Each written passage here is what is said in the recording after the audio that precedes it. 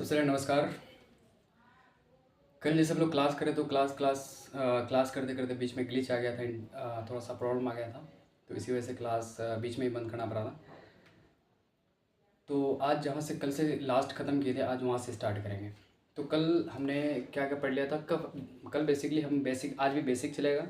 कल भी मेरा बेसिक था और आप लोगों को समझा दिया कि किस तरह से पढ़ना है और हम किस तरह से आप लोगों को पढ़ाएंगे।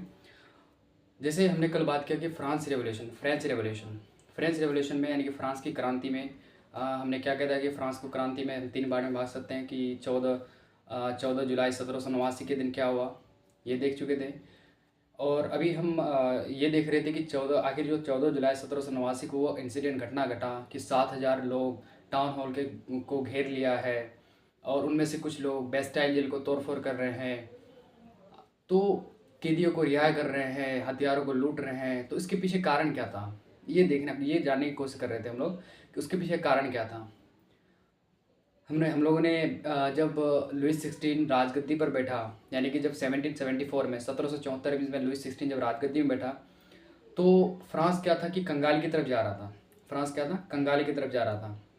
और उसका मेजर कारण क्या था, जैसे वार हो गया, बिना जैसे युद्ध लड़ता था उसे, यानी कि उसे युद्ध लड़ने में बड़ा मज़ा आता था। कहने यानी कि उसको युद्ध लड़ने में बड़ा मज़ा आता था। दूसरा एक किला था, या फिर हाँ किला था या महल था, जिसका नाम था Versailles, palace of Versailles. Versailles एक इतना बड़ा भव्य महल था, इतना बड़ा महल था कि उसको मेंटेनेंस करने में बहुत अधिक खर्चा हो जाता था। मेंटेनेंस में बहुत अधिक खर्चा हो जाता था। और एक जैसे ब्रिटेन कॉलोनीज, अमेरिकन कॉलोनीज यानी कि अमेरिका के कुछ कॉलोनीज थे जो अंग्रेज़ों ने, जो ने ब्रिटिश ने कब्ज़ा करके रखा था। तो उन अमेरिकन कॉलोनीज को चुराने के लिए ये उसका सहायता कर देते, हेल्प करते थे। अब जाहिर सी बात है, अब हेल्प कीजिएगा तो उसमें खर्च है, अब वॉर कीजिएगा तो उसमें खर्च है। और साथ ही साथ इसने इतने ज़्यादा लोन लेके रखे थे, यानी कि उसको 10% at the rate of 10% annum उसको ब्याज देना पड़ता था। ठीक है, तो ये कई कारण थे जो फ्रांस को कहीं ना कहीं कंगाली की तरफ लेके जा रहा था, बैंकरप्सी की तरफ लेके जा रहा था। अब हम जानते हैं कि बैंकरप्सी, कंगाली करने का क्या कि उसका आमदनी कम हो रहा था, खर्चा ज़्यादा हो रहा था। तो आखिर सरकार का अब तो चाहेगा कि लुइस सिस्टम, अगर खर्चा हो रहा तो आमदनी बढ़ाने का कोशिश करेगा। अगर जाहिर सी बात है, अगर किसी का अगर खर्चा ज़्यादा हो रहा तो आमदनी बढ़ाने की कोशिश करेगा। नहीं, हालांकि ये खर्चा बंद नहीं किया और ये आमदनी बढ़ाने की कोशिश किया, खर्चा उतना ही रखा, बस आमदनी बढ़ाने की कोशिश किया। और आमदनी, किसी भी सरकार का आमदनी का स्रोत क्या है, टैक्स है। तो इसने क्या किया कि टैक्सेस को बढ़ाना शुरू किया, टैक्सेस को इम्पोज करना शुरू किया। तो उस समय जो एनसीईआरटी में दिया हुआ है वो 2 मेन टैक्सेस का नाम दिया है, एक टैक्स है टाइट्स, एक और टाइल्स। ठीक है, तो वो टैक्सेस की बात कर लेते हैं कि कौन कौन सा टैक्स था। टैक्सेस, तो ये तुम्हारा 2 तरह का टैक्स था, एक है टाइल्स, एक है टाइट्स। ये जो टाइल्स है ये एक डायरेक्टली टैक्स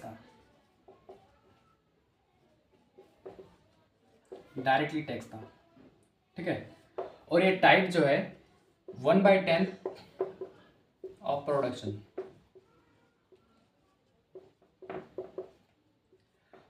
का 1/10 देना पड़ता था, यानी कि ये डायरेक्ट सरकार को देना पड़ता था। और ये आप जितने भी उपज कर रहे हैं, यानी कि आपका अगर कोई फसल लगा रही है या जितना भी प्रोडक्शन हो रहा है उसका 1/1 का 10वां भाग किसको देना पड़ता था, सरकार को देना, यानी लुइस 16 को देना पड़ता था। लेकिन इसमें क्या था कि जो टैक्स है, टैक्स बढ़ाने की ये जो पावर है, ये राजा के पास नहीं था। टैक्स बढ़ाने का पावर किसके पास था, राजा के पास, किंग के पास नहीं था। ये किसके पास था, स्टेट जनरल। ये टैक्स बढ़ाने का पावर किसके पास था, स्टेट जनरल के पास था। किसके पास था, टैक्स बढ़ाने का पावर किसके पास था, स्टेट जनरल के पास था। स्टेट जनरल आखिर होता क्या है, जैसे हम कल हम बताए थे, इंडेक्स में बताए थे कि क्या क्या पढ़ना है। जैसे बताए थे इंट्रोडक्शन का तो देख चुके थे, उसका सोसाइटी ऑफ फ्रांस का सोसाइटी देखना बाकी है। और जब आप फ्रांस का सोसाइटी समझ लीजिएगा, तो अपने आप स्टेट जनरल क्या होता है वो समझ जाइएगा, आसानी से समझ जाइएगा। तो अगर आप स्टेट जनरल, उससे पहले स्टेट जनरल समझने से पहले आपको सोसाइटी, फ्रांस का जो सोसाइटी था, फ्रांस में कौन कौन से लोग रहते थे, किस तरह के लोग रहते थे, वो समझना बहुत ही ज़रूरी है। क्योंकि जब तक आप फ्रांस का सोसाइटी नहीं समझ रहे हैं, तो आप कहीं ना कहीं स्टेट जनरल को बेहतरीन तरीके से नहीं समझ सकते हैं। यानी कि ये जो टैक्स बढ़ाने का पावर है, कहने का अर्थ ये जो टैक्स बढ़ाने का पावर है वो राजा के पास नहीं था। लेकिन राजा के पास कौन सा पावर था? राजा के पास पावर था कि वो स्टेट जनरल का मीटिंग बुला सकता है। यानी कि स्टेट जनरल क्या है? स्टेट जनरल का मीटिंग, ये स्टेट जनरल में जो जो भी लोग रहे, ये अब जब लोग गैदरिंग होकर मीटिंग कर रहे हैं, तो मीटिंग बुलाने का पावर किसके पास था? मीटिंग बुलाने का पावर राजा के पास था। लेकिन राजा को ये अधिकार नहीं था कि वो खुद से ही वो, हाँ, बढ़ा सकता है कब? जब स्टेट जनरल का जब स्टेट जनरल में अगर बहुमत आ जाए, यानी कि अगर जो भी लोग रहते हैं, अगर स्टेट जनरल में अधिक लोग बोले कि नहीं टैक्स बढ़ाना है, तो राजा टैक्स बढ़ाता था। ठीक है, यानी कि जब तक स्टेट जनरल में अधिक लोग ना बोले कि टैक्स बढ़ाना है, तो राजा खुद से नहीं बढ़ा सकता था। ये अधिकार था, यानी कि ये अधिकार राजा के पास नहीं था कि वो खुद से टैक्स भरा जाए। लेकिन राजा के पास क्या अधिकार था? कि वो स्टेट जनरल का मीटिंग बुला सके। कोई राजा के अलावा कोई स्टेट जनरल का मीटिंग नहीं बुला सकता था, सिर्फ राजा ही था कि जो स्टेट जनरल का मीटिंग बुला सकता था। तो राजा के पास क्या पावर था? स्टेट जनरल का मीटिंग बुलाने का पावर था, यानी कि कॉल द मीटिंग, यानी कि मीटिंग को बुलाने का पावर किसके पास था? राजा के पास था, किंग के पास था। लेकिन टैक्सेस को इम्पोज करने का पावर राजा के पास नहीं था। किसकी मीटिंग? राजा को किसका किसका मीटिंग? आखिर स्टेट जनरल का मीटिंग बुलाने का पावर था, लेकिन उसका टैक्स बढ़ाने का पावर नहीं था। ठीक है, तो स्टेट जनरल, आखिर स्टेट जनरल है क्या? स्टेट जनरल में कौन कौन से लोग थे? ये चीज़ समझने से पहले आपको फ्रांस का सोसाइटी समझना बहुत ज़रूरी है, क्योंकि फ्रांस में किस तरह के लोग थे और स्टेट जनरल में किस तरह के लोग हैं, यानी कि कौन कौन से लोग हैं, ये चीज़ समझना बहुत ही ज़रूरी है। तब आपको ये चीज़ समझ में आएगा कि जब आप फ्रांस का सोसाइटी समझ लीजिएगा, तब समझ में आएगा अच्छा इसमें स्टेट जनरल में कौन कौन से लोग हैं और आखिर जो कॉमन पीपल या फिर फ्रांस में कौन कौन से लोग हैं। ठीक है, तो अब देखते हैं सबसे पहले इसको सोसाइटी ऑफ फ्रांस देखते हैं, यानी कि फ्रांस में किस तरह के लोग रहते थे, फ्रांस का सोसाइटी कैसा था। ठीक है, तो सोसाइटी, जैसे फ्रांस का जो सोसाइटी था उसको तो लिख लेते हैं, सोसाइटी ऑफ, ऊपर लिख देते थोड़ा सा, सोसाइटी ऑफ फ्रांस। फ्रांस में 3 तरह के लोग रहते थे।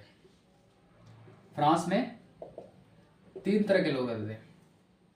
एक पहला लोग कौन था? चर्च के लोग। चर्च के लोग, क्योंकि उस समय चर्च का बहुत ही बोलबाला हुआ करता था। ठीक है, उस समय चर्च को बहुत ही बोलबाला हुआ करता था।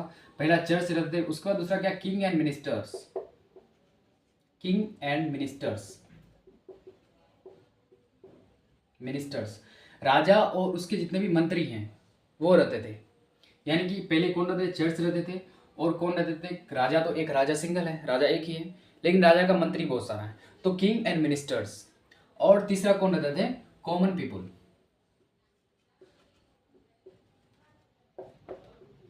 कॉमन पीपुल यानी कि आम आदमी।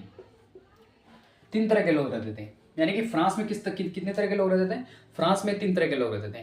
पहला लोग कौन था? तुम्हारा चर्च के लोग थे। दूसरा कौन था? किंग एंड मिनिस्टर थे, राजा और उसका मंत्री रहते थे, मंत्री जितने भी मंत्री थे सब रहते थे। और कॉमन पीपुल यानी कि आम आदमी रहते थे। लेकिन इसमें क्या है कि जो कॉमन पीपुल है वो बहुत अधिक रहते थे। ठीक है, सबसे पहले जैसे चर्च है, चलिए ये देख लेते हैं कि चर्च का दूसरा नाम क्या था? कैलेडजी। कैलेडजी, चर्च को दूसरे नाम से चर्च को कैलेडजी के नाम से भी जाना जाता था। चर्च का दूसरा नाम क्या था?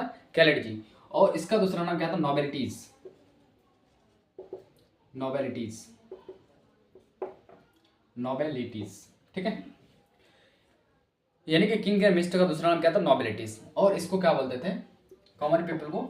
और इसका एक अलग नाम था, चर्च वाले का एक नाम था state, people of the first state या फर्स्ट स्टेट। फर्स्ट स्टेट, इसको बोलते थे सेकेंड स्टेट, और इसको थर्ड स्टेट। ठीक है, यानी कि फ्रांस में 3 तरह के लोग थे। एक थे चर्च के लोग, दूसरा किंग एंड मिनिस्टर्स, और तीसरा कॉमन पीपुल। यानी कि जो चर्च के लोग थे उसे कैलेडजी भी कहते थे, उसे क्लेरिजी कहते हैं। किंग एंड मिनिस्टर उसको क्या कहते थे, नॉबिलिटीज कहते थे, और जो कॉमन पीपल है उसे थर्ड स्टेट कहते थे। ठीक है, ये 3 तरह के लोग रहते थे। लेकिन बात ये नहीं है, जैसे किंग एंड मिनिस्टर्स को था, जैसे किंग एंड मिनिस्टर ये चर्च और जो चर्च के लोग और किंग एंड मिनिस्टर थे, उनके पास जैसे फ्रांस में, फ्रांस का जितना भी ज़मीन है, फिर जितना भी लैंड था उसका 60% ज़मीन, उसका कितना परसेंट ज़मीन, लैंड कितना, इन दोनों को मिला के लैंड जो है 60% ज़मीन इन दोनों के पास था।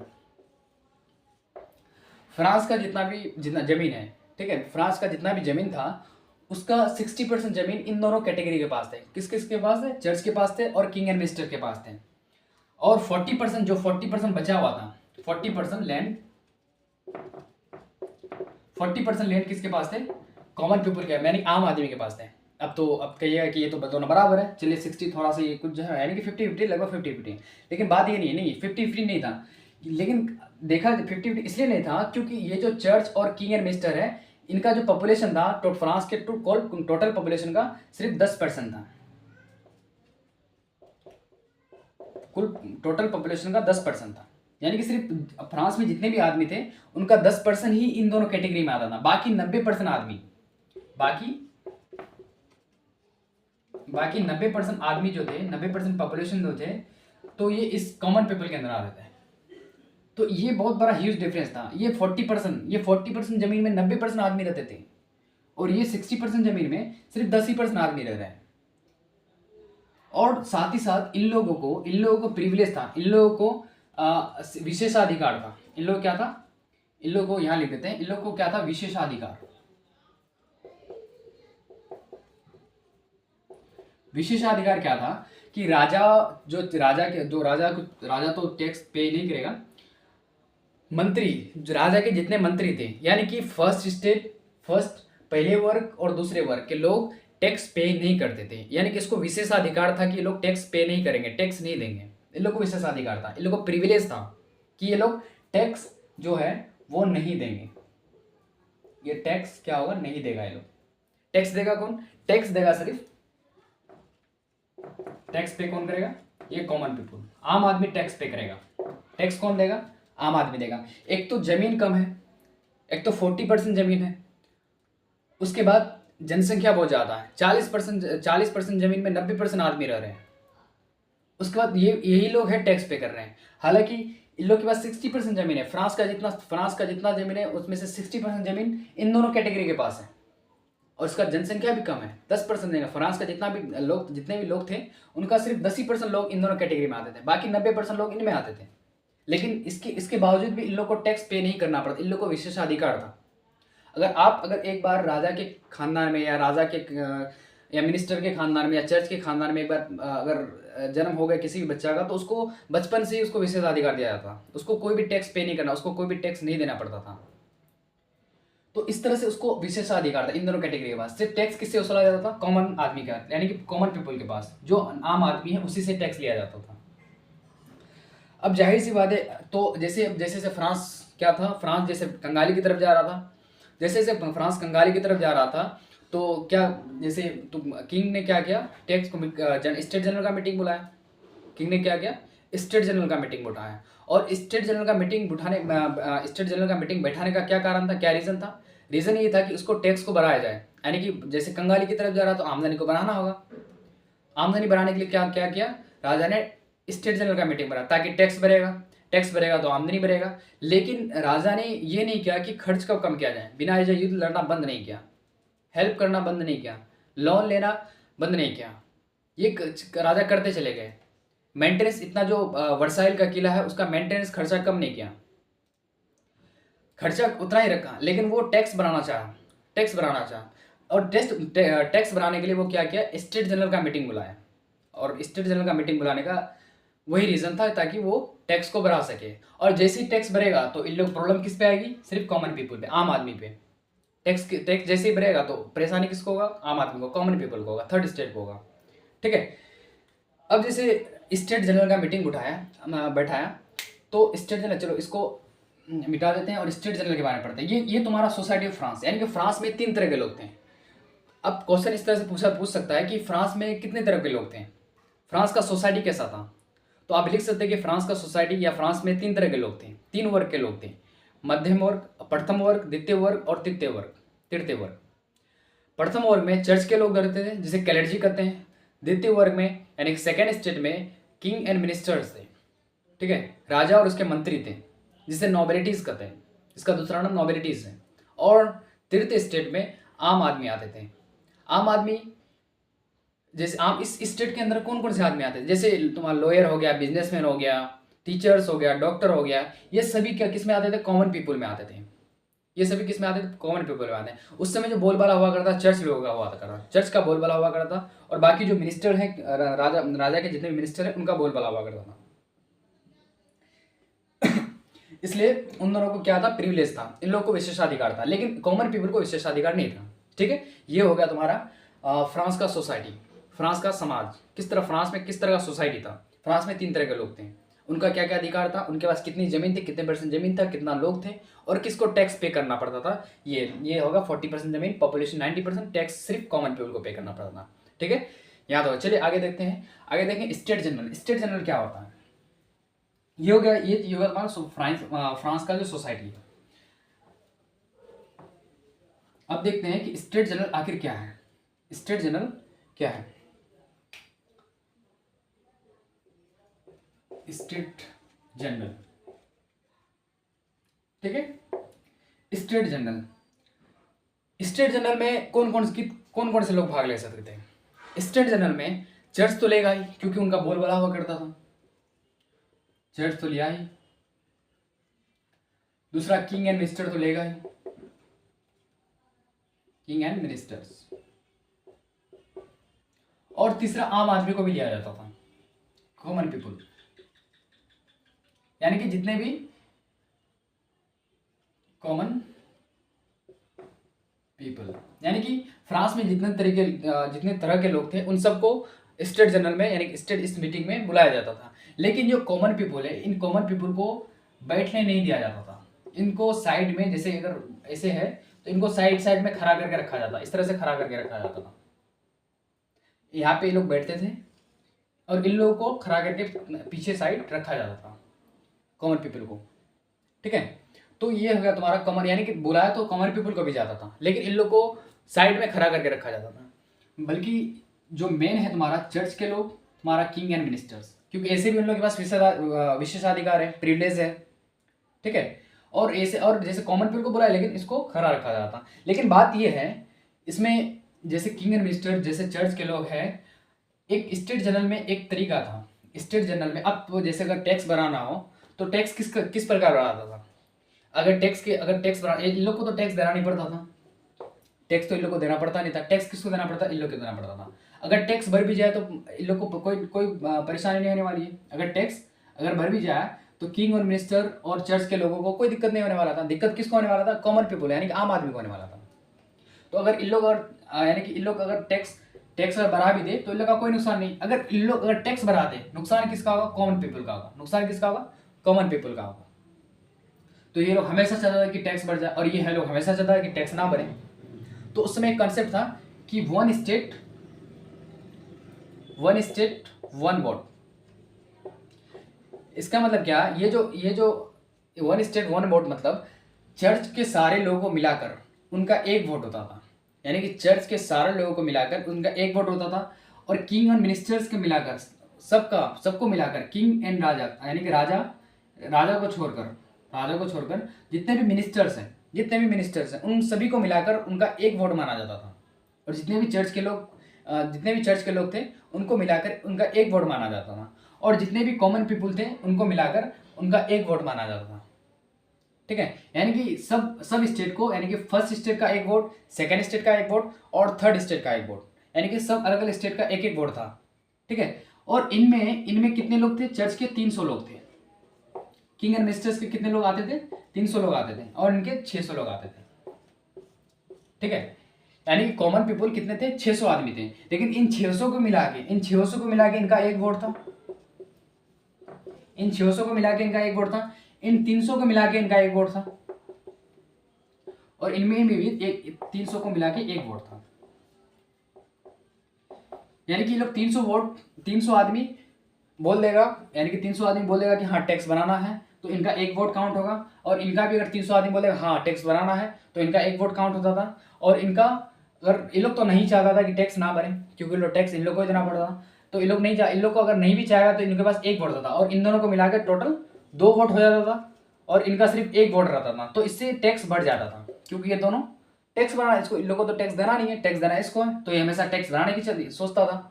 तो अगर ये दोनों आपस में मिल लेता था, एक वोट इसका हो जाता था, एक वोट इसका हो जाता था, और दोनों मिला के 2 वोट हो जाता था, लेकिन इसके पास सिर्फ एक ही वोट रहता था, जिससे ये हार जाता था, बहुमत इसका आ जाता था, जिससे टैक्स बढ़ जाता था। ठीक है, तो इसीलिए कॉमन पीपल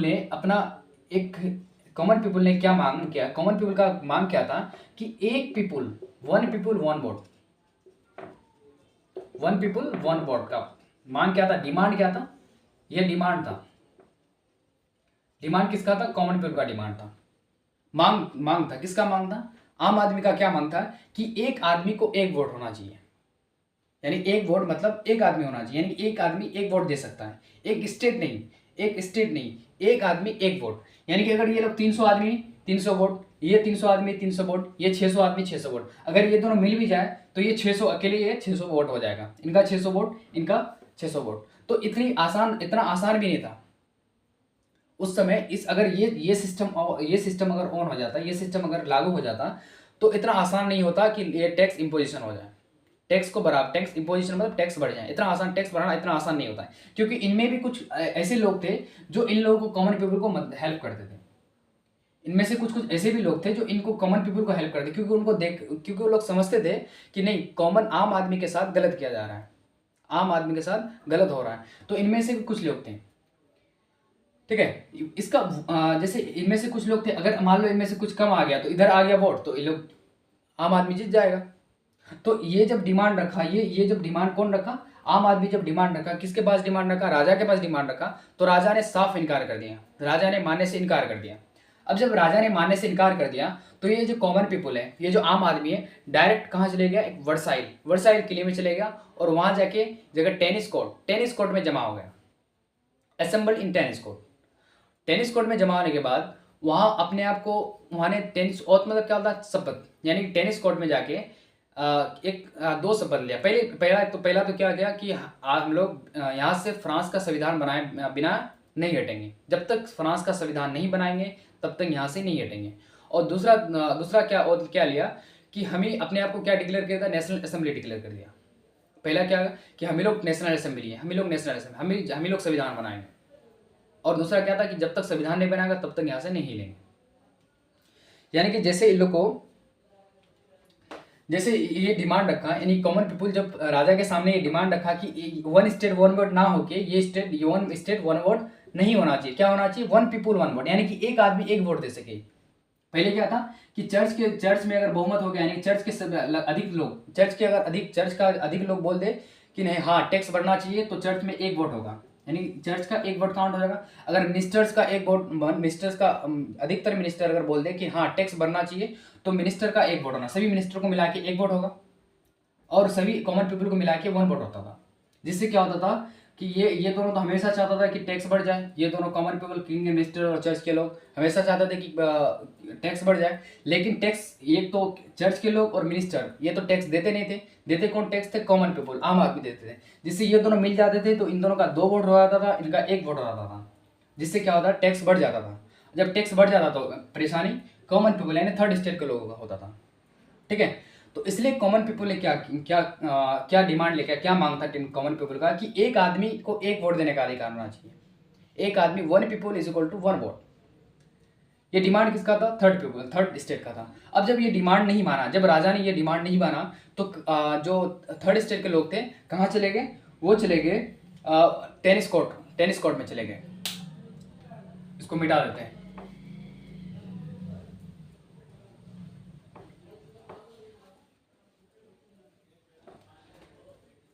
ये कॉमन पीपल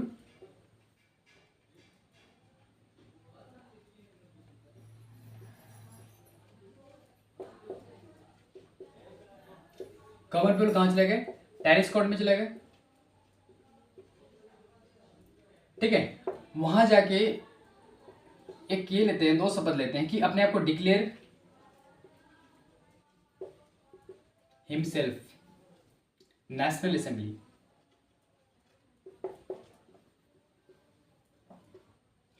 अपने आप को नेशनल असेंबली घोषित करते हैं कि हम ही नेशनल असेंबली है। और दूसरा क्या था, बी नंबर क्या था कि जब तक संविधान नहीं बनाएंगे, जब तक फ्रांस का संविधान नहीं बनाएंगे तब तक यहां से नहीं हिलेंगे।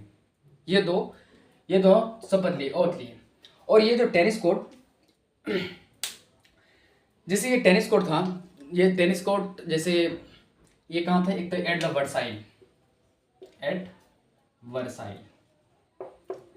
ये वर्साइल पता है ना, वर्साइल क्या है? वर्साइल किला जो जिसकी वजह से महंगाई बैंकरप्सी बढ़ रहा था, कंगाली की ओर जा रहा था। ठीक है, एक मिनट को, पसीना आ रहा है।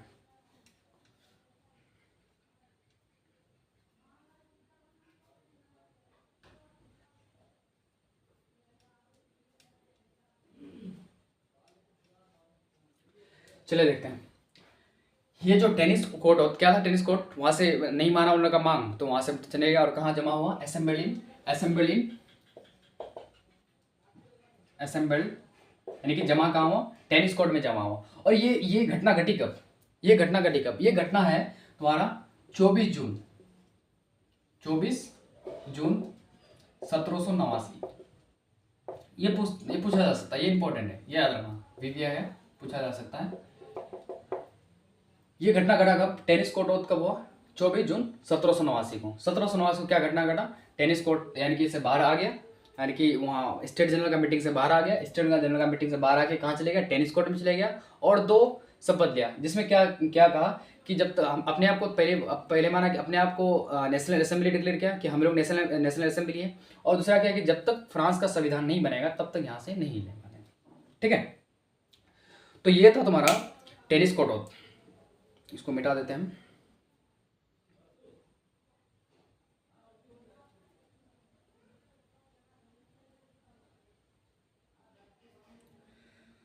एक मिनट, इसको अब एग्जाम में जो इंपॉर्टेंट है वो पूछा जाता है कि जैसे कॉमन पीपल का हेल्प करने में, कॉमन पीपल जैसे इंडिया में किसी न किसी समय, जैसे इंडिया में जैसे इंडिया आज़ादी की लड़ाई में तो कुछ ऐसे लोग होते हैं जो रास्ता दिखाते हैं, जो थिंकर होते हैं, जो सोचने वाले थे, फिलोसोफर होते हैं, जो गाइड करते हैं, जो लोग होते हैं उनको गाइड करते हैं कि इस तरह चलना है। जैसे हमारे देश की बात करें, जैसे महात्मा गांधी, पंडित जवाहरलाल, तो ऐसे बड़े बड़े लोग थे जो हमारे समाज को गाइड कर रहे थे, जो हमारे देश के लोगों को गाइड कर रहे थे। उसी तरह से कुछ फ्रांस में भी तो ऐसे लोग थे जो कॉमन पीपल को गाइड यानी कि दिशा दे रहे थे कि आखिर इन लोग के दिमाग में कैसे ये आ गया कि नेशनल असेंबली बनाना है, कहाँ से आके ये दिमाग कहाँ से आ गया। तो ये लोग ऐसे लोग थे जो कुछ फिलोसोफर थे, जो फ्रांस के कुछ फिलोसोफर थे, तो उन लोग को ही ये गाइड करते, उन लोग को कौन गाइड करते, ये फिलोसोफर ही गाइड करते थे। तो जैसे एनसीईआरटी बेस्ड, जैसे तुम्हारा है तो बहुत, लेकिन एनसीईआरटी में दिया हुआ है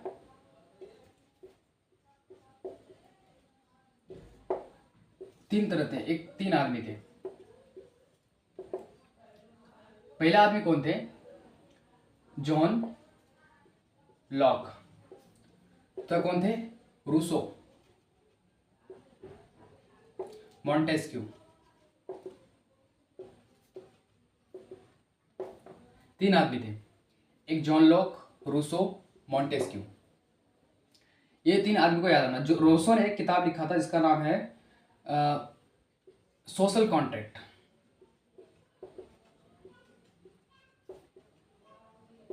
ये किताब का नाम है, ठीक है, ये किताब का नाम है। ये किसने लिखा था, रूसो ने लिखा था। ये एग्जाम में पूछा जा सकता है कि रूसो ने कौन सा किताब लिखा था, वो कौन सा लिखा है, सोशल कॉन्ट्रैक्ट, या फिर सोशल कॉन्ट्रैक्ट किसकी किताब है, तो रूसो की किताब है। मॉन्टेस्क्यू ने भी एक किताब लिखा था। मॉन्टेस्क्यू ने कौन सा किताब लिखा, द वॉर ऑफ, एक मिनट, मॉन्टेस्क्यू ने कौन सा किताब लिखा था, चलो इसको बता रहा है, मॉन्टेस्क्यू ने कौन सा किताब लिखा बता रहा है, ठीक है। तो ये तुम्हारा तो क्या था, फिलोसोफर था, जॉन लॉक, रूसो और मॉन्टेस्क्यू। ये मॉन्टेस्क्यू जैसे तुम्हारा, जैसे जॉन लॉक ने सोशल कॉन्ट्रैक्ट लिखा था, इसने भी एक किताब लिखा था, इस किताब का नाम था जैसे याद रहे यार, एक मिनट, मॉन्टेस्क्यू, अच्छा हाँ, the spirit of loss, the spirit of loss. Montesquieu ने कौन सा किताब लिखा था? The spirit of loss. The spirit of loss इस किताब का नाम है, ठीक है, बुक। स्पिरिट ऑफ लॉस में इसने क्या कहा कि separation of executive and judiciary, judiciary, legislative, executive को सबको अलग अलग करना है, सेपरेट करना है, सेपरेट। जैसे कहीं ना कहीं, जैसे हमारे आर्टिकल, हमारे देश के आर्टिकल 50 में ये बात मेंशन है, the separation of executive from the legislative, executive from the judiciary, यानी कि एग्जीक्यूटिव और जुडिशरी को अलग अलग करना है। एग्जीक्यूट मतलब जो लॉ को एग्जीक्यूट करे, और जुडिशरी को, जैसे इसको जैसे 3 होता है, जैसे हमारे इंडिया में जैसे सेपरेशन ऑफ पावर, पावर का जैसे सेपरेशन हो, जैसे क्लास 10 का चैप्टर नंबर फर्स्ट में ही है ये चीज़, क्लास 10 का फर्स्ट चैप्टर में है। Power, separation of power, separation of power, जैसे एग्जीक्यूटिव में पावर को सेपरेशन, एग्जीक्यूटिव, जुडिशरी, लेजिस्लेटिव, जो कानून को बनाता है वो लेजिस्लेटिव, एग्जीक्यूट करना ब्यूरोक्रेट्स जो होता है एग्जीक्यूटिव में आता है, जज वगैरह जुडिशरी में आते हैं।